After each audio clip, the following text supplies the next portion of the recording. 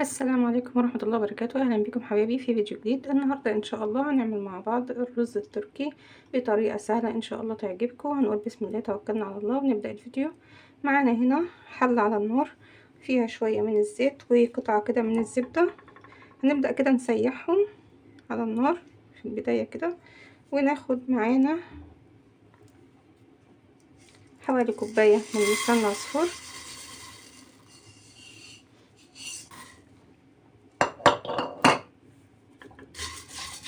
هنحاول كده نحمر لسان العصفور.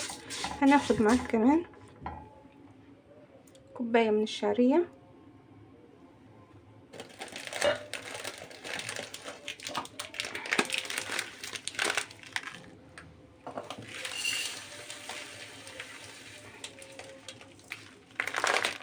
بالشكل دوت. وهنبدأ نحمر كل ده كده مع بعضه.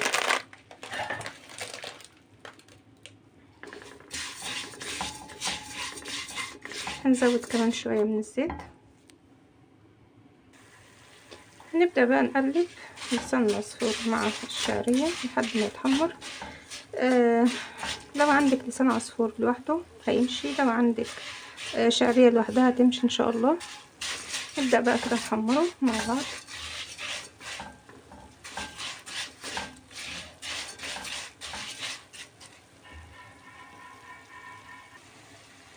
دلوقتي لسان العصفور مع الشعرية بدأوا كده يتحمروا معانا.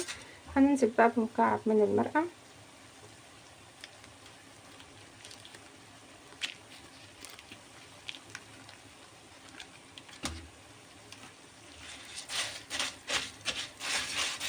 هنقلب كده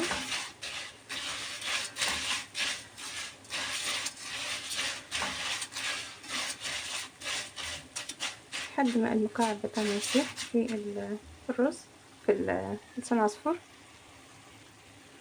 هنا الشعرية بدأت تتحمر اهي، ناخد اللون الذهبي دوت.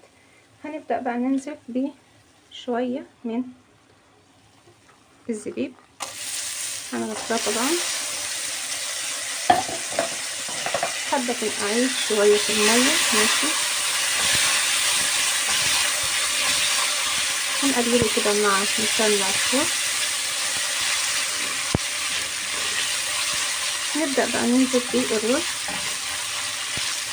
طبعا احنا غطينا الرز كويس. هنبدأ بقى نقلب الرز مع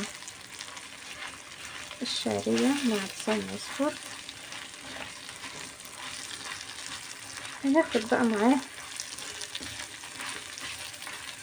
نقلب كده الأول عشان الشعرية متتحرقش.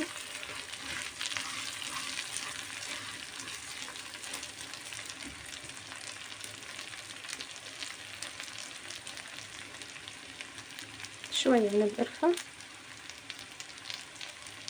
بالشكل دوت. وهناخد كمان مكعب من الزبدة.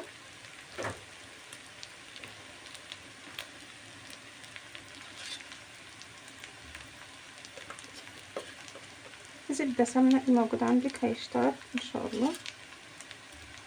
بس كده هنقلبه تاني لحد ما السمنة تسيح كده او الزبدة تسيح مع الرز، ويبدأ الرز يتشرب كل السمنة دي زي ما احنا شايفين. جميل جدا وريحته بدأت تطلع. القرفة بتخليه طعمه جميل جدا وريحته جميلة. نبدأ بقى نقلبه كده كويس لحد ما الرز يتشرب كده بالسمنة.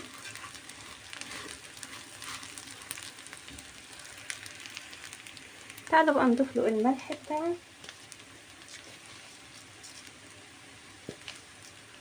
طبعا احنا حاطين مكعب مرقة، مش هنكتر في الملح، كفايه كده. نبدأ بقى نقلبه تاني ونزود بقى المية بتاعته.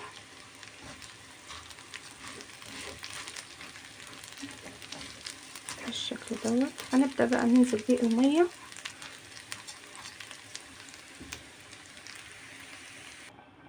كده. نزلنا بالمية المغلية عليه.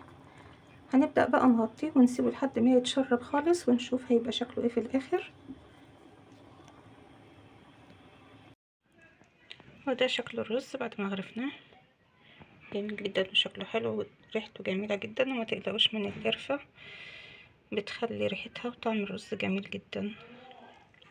وده كان فيديو النهاردة، وان شاء الله نتقابل في فيديو جديد، والسلام عليكم ورحمة الله وبركاته.